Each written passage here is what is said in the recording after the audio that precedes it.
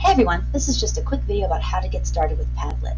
If this is piquing your interest and you'd like to do more with it, please reach out. I'd love to work with you. So if you want to get started with Padlet, the first thing you're going to do is make a Padlet. Now, it's going to give you lots of options for it. If you want to just do a basic, straightforward Padlet where students are simply seeing each other's replies and responding to each other, you can just do a blank board.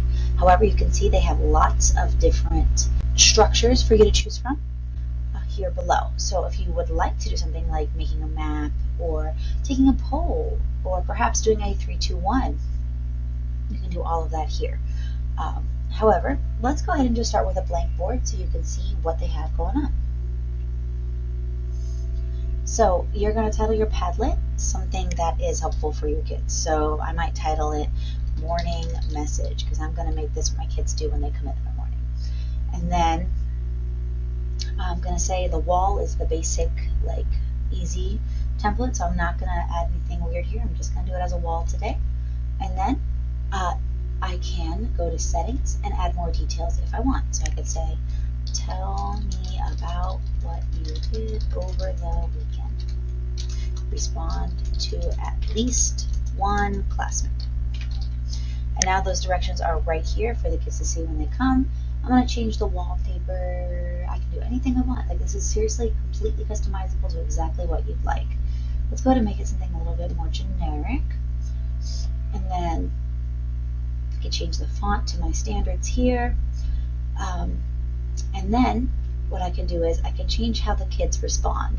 So they can star post, rate them, they can give a score, they can vote, they could like. I'm going to leave emojis so the kids can react to each other with emojis. And then you can choose how they are allowed to respond.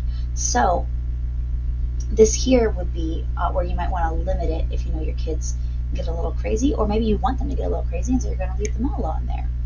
This is also where, if you would like to make something like a Flipgrid, how we used to when Flipgrid was popular, you can turn off everything except for video recorder or camera, and then they would have to record a video in response to each other. This will help if you want your kids to only respond in video form to each other, so just like a Flipgrid. I can show you. If you are interested, there are other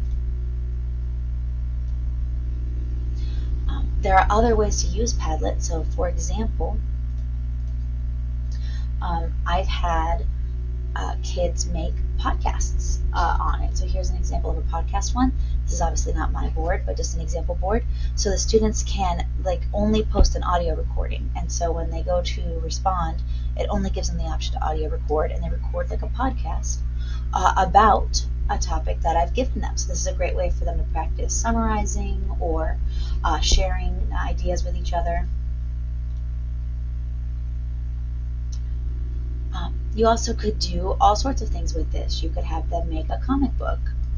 You could have them simply discuss and agree or disagree with each other. So here's one where they had video responses for the initial post, but then the responses are with text or with GIFs to each other, explaining what season is the best and why. Maybe you want the kids to make a Venn diagram. And so they could discuss how things are different and similar with a sandbox. Sandbox is a lot like Google Jamboard.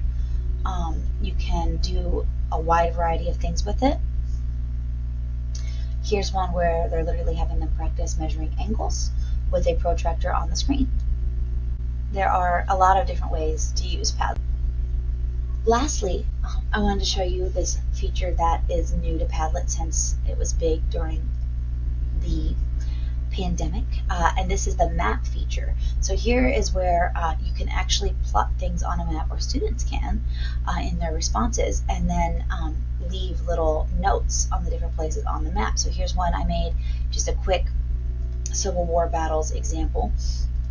But you could also do this where they talk about places they want to go, or if they've researched different states, maybe you'll have one on each state for the different kids' state that they have researched, etc. So this is a cool feature that might be helpful for some of your social studies learning.